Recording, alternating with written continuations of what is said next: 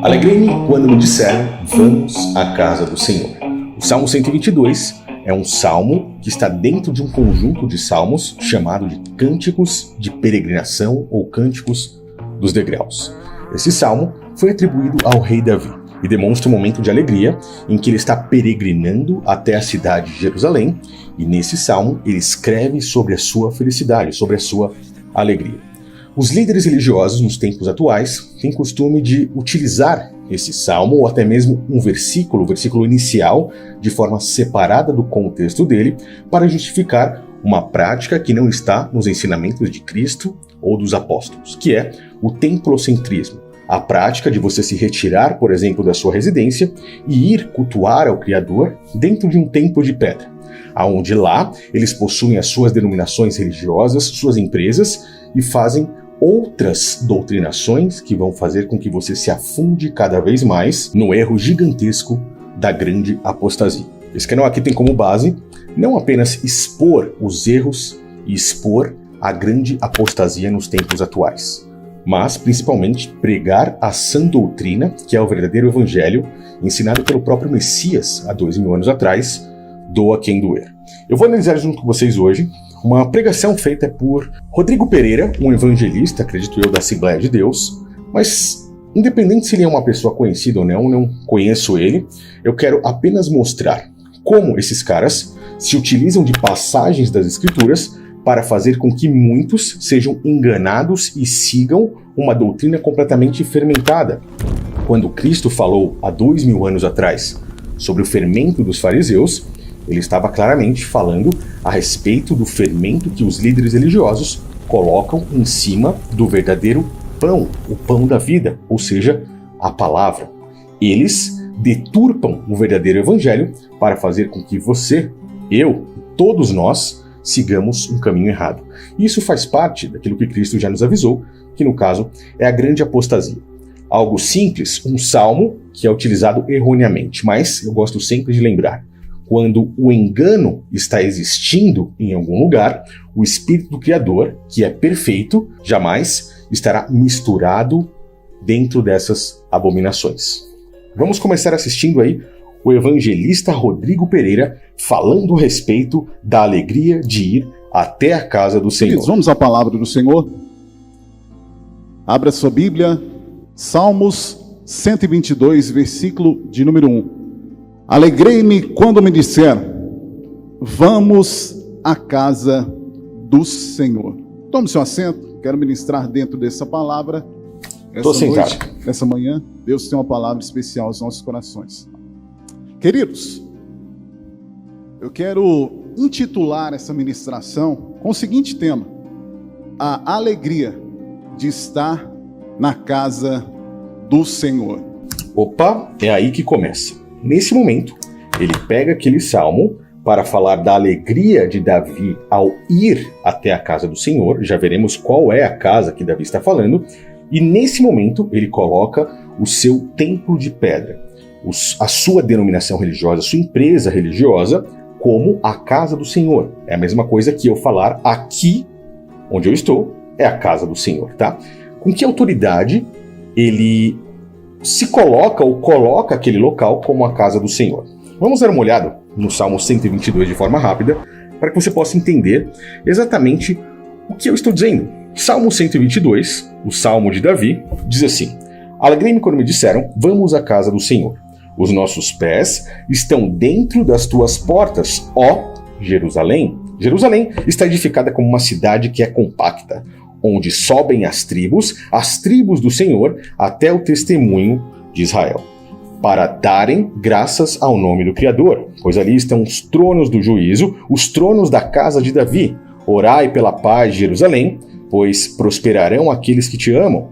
Haja paz dentro dos teus muros e prosperidade dentro dos teus palácios. Ou seja, Davi está falando a respeito da cidade de Jerusalém. Ele não está falando de um templo físico, de um templo de pedra, ele não está falando de uma denominação religiosa, ainda mais nos tempos atuais. Ele não está falando de uma casa para Deus. E é isso que veremos nesse vídeo aqui. Vamos continuar aí com a pregação do evangelista. E no decorrer dessa ministração, eu quero aqui chamar a sua atenção no decorrer desses minutos, pois Deus tem uma palavra especial aos nossos corações. Certo? E nessa manhã vamos começar a entender, porque muitas vezes estamos na casa do Senhor e não entendemos o real sentido, não sabemos qual é a motivação de estarmos aqui. Eu pergunto para você, antes de continuarmos aqui, qual é a casa do Senhor hoje? Você consegue deixar aí nos comentários? Vamos continuar. Eu já vou te falar qual é a casa do Senhor hoje, tá? E dentro desses minutos eu quero que estar ministrando essa palavra. Ótimo. Queridos, no Salmo 122, o salmista ele descreve o seu amor por Jerusalém. Boa. Até aí começou legal, então. Tá? Você falou que você estava na casa do Senhor se alegrando, mas agora você já passou a falar que é Jerusalém. Vamos ver onde ele vai chegar. É tão poderoso isso, porque a cidade santa foi durante o seu reinado que ele foi escolhida como a cidade que levaria o nome do nosso Deus. Certo. Durante o reinado de Davi, Jerusalém escolhida a cidade que levaria o nome do Senhor. Ótimo. O rei demonstra alegria quando as pessoas lhe convidavam para ir ao templo. E aí é que começa.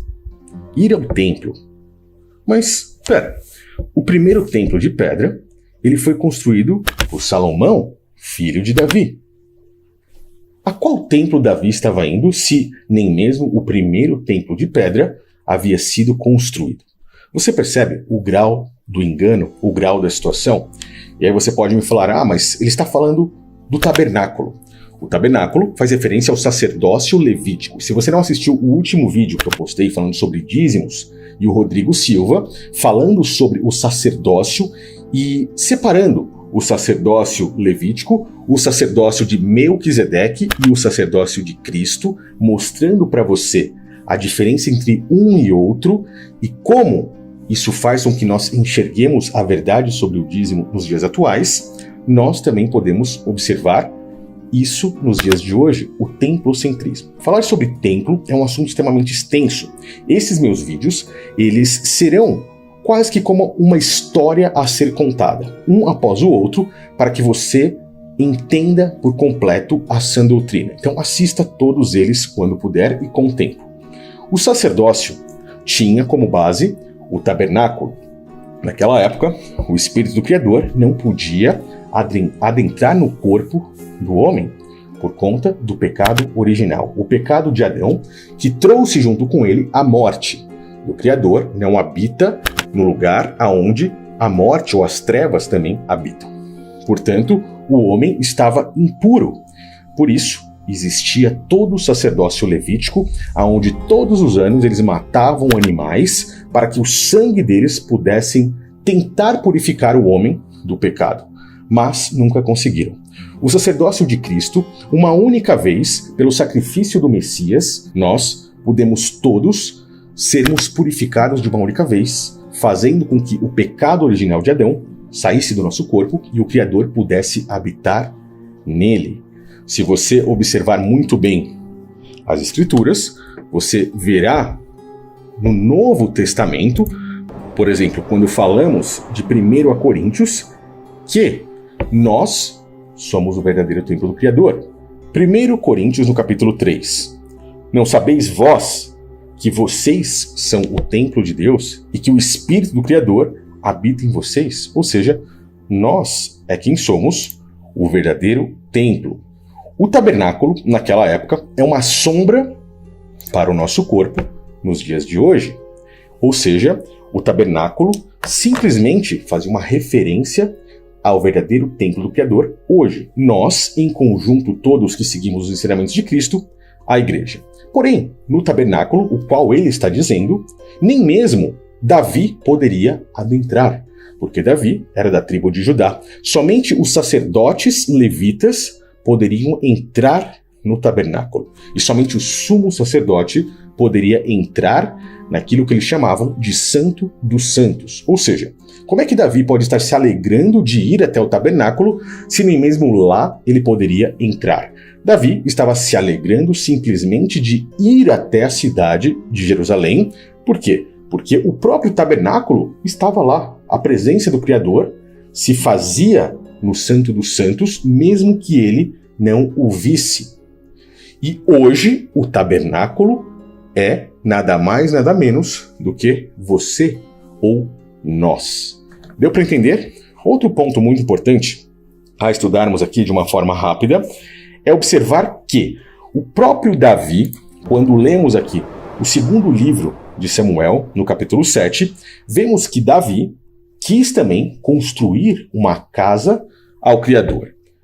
O primeiro versículo diz o seguinte: E sucedeu que, estando o rei Davi em sua casa, e tendo o Senhor lhe dado descanso de todos os seus inimigos ao redor, ele teve uma ideia fabulosa, entre aspas, para ele. E ele disse ao profeta Natã: Eis que eu moro em uma casa de cedros, e a arca do Criador mora em cortinas, que no caso é o tabernáculo que eu acabei de citar para você. Então, disse Natã ao rei: Vai, faz tudo que você tem aí no seu coração, porque o Criador é contigo. Isso foram palavras do próprio profeta Natã. Porém, naquela mesma noite, o Criador veio até o profeta Natã e disse: Vá até o meu servo Davi, pois ele está querendo me edificar uma casa. E diga assim a ele: Eu não habitei em nenhuma casa desde o dia que fiz subir os filhos de Israel do Egito, nem mesmo até os dias de hoje. Eu andei em tenda e em tabernáculo. Em todo lugar em que andei, com todos os filhos de Israel, porventura eu falei alguma vez para que alguma das 12 tribos, a quem eu mandei apacentar o meu povo de Israel, perguntando: Por que vocês não me fazem uma casa de cedros?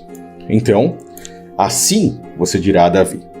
E aí ele disse: Assim diz o Senhor dos Exércitos: Eu te tomei de trás da malhada, de trás das ovelhas, para que fosse soberano sobre o meu povo, Israel.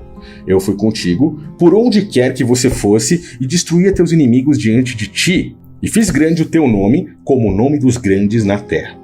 Eu preparei lugar para o meu povo, para Israel, e o plantarei para que você habite no seu lugar e não seja mais removido. Nunca mais os filhos da perversidade o aflijam como antes. Desde o dia que mandei que houvessem juízes sobre o meu povo, a ti, porém, eu dei descanso de todos os teus inimigos. Também eu, o Senhor, te digo que eu te farei casa.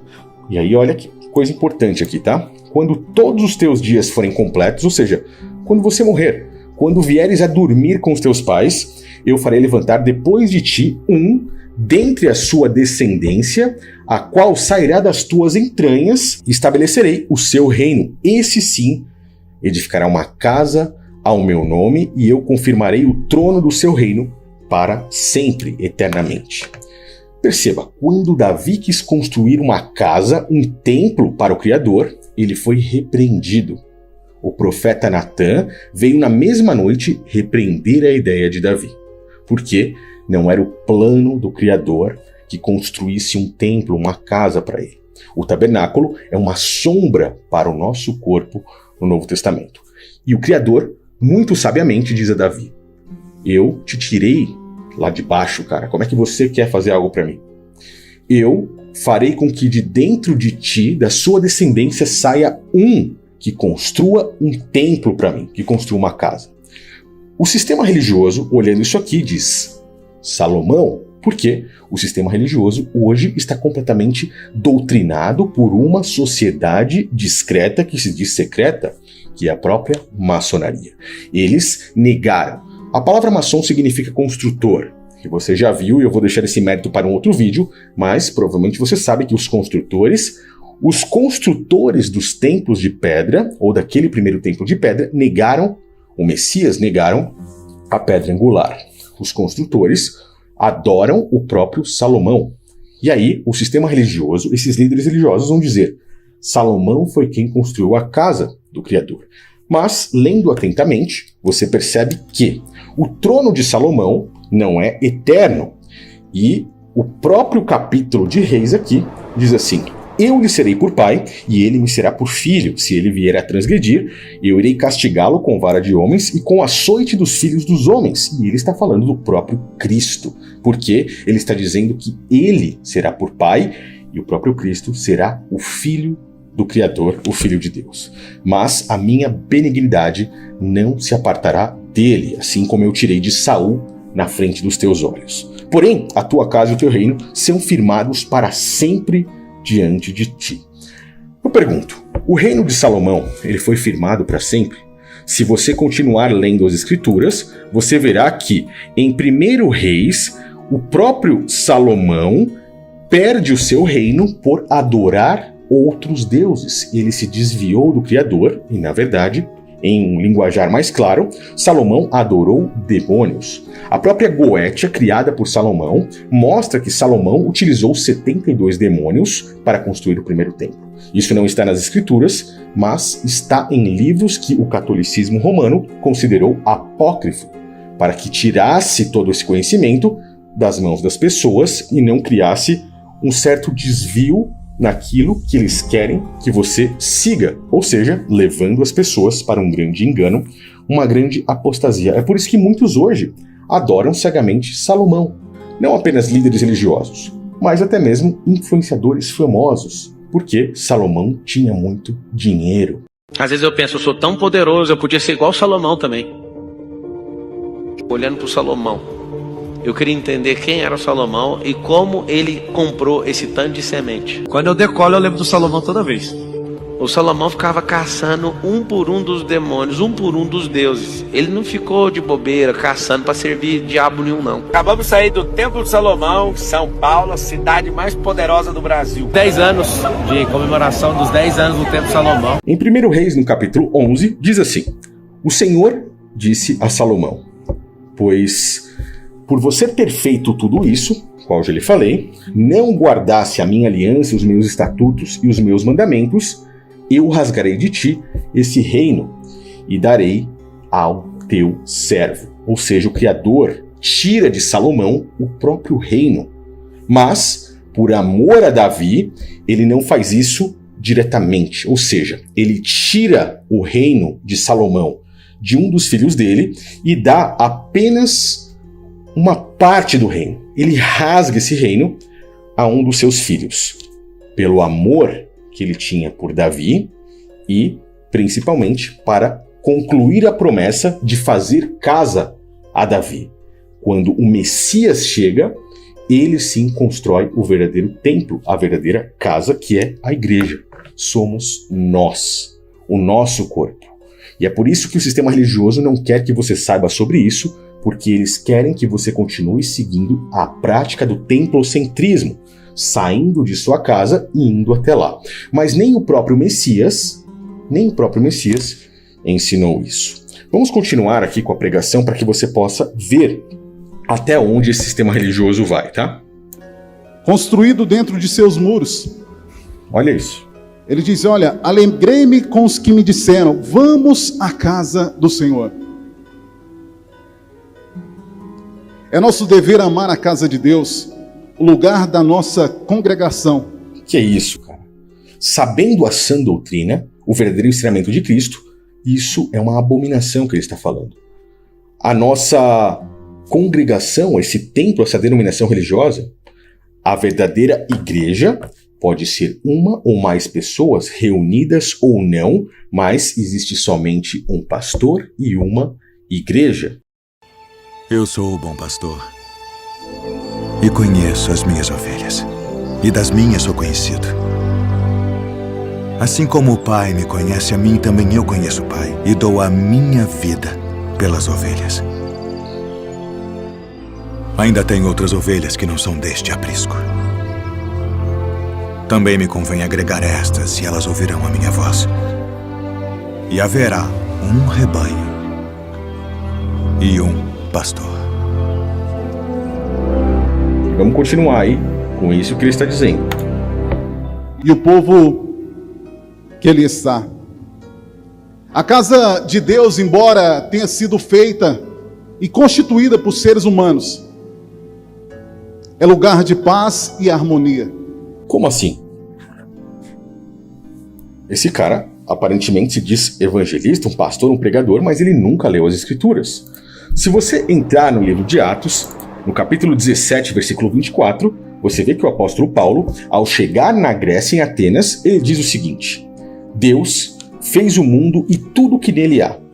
E ele diz isso após se entristecer vendo muitos templos dedicados a deuses pagãos. Tá? Deus fez o mundo e tudo que nele há. O Senhor criou os céus e a terra. E esse mesmo Criador não habita em templos feitos por mãos humanas. Como é que ele fala que isso tudo foi feito por mãos de homens? E ele continua: nem tampouco é servido por mãos de homens, como que necessitasse de alguma coisa. Ele está falando de dinheiro, dízimos, ofertas. O Criador não precisa disso, porque Ele mesmo é quem dá a todos a vida, a respiração e todas as coisas. Vamos continuar. Não de intrigas, brigas por poder, partidarismo ou outras carnalidades. Deve ser um ambiente agradável, um pedaço do céu aqui na terra. A minha motivação de estar na presença do Senhor é porque o desejo e o clamor do nosso coração. Eu preciso estar aqui na casa do Senhor. Olha isso, cara. Olha que loucura isso aqui é. Porque eu tenho um Deus todo-poderoso. Não que, porventura, talvez Ele não me abençoe. Mas eu estou aqui porque eu preciso todos os dias. Meu coração está voltado para Deus. E é tão forte isso daqui, porque em casa, muitas vezes você está deitado lá no sofá, se jogado no sofá, embrulhado, você não está ali, está assistindo, aí você passa a assistir o culto. Ah, irmão, estou aqui, meio jogado.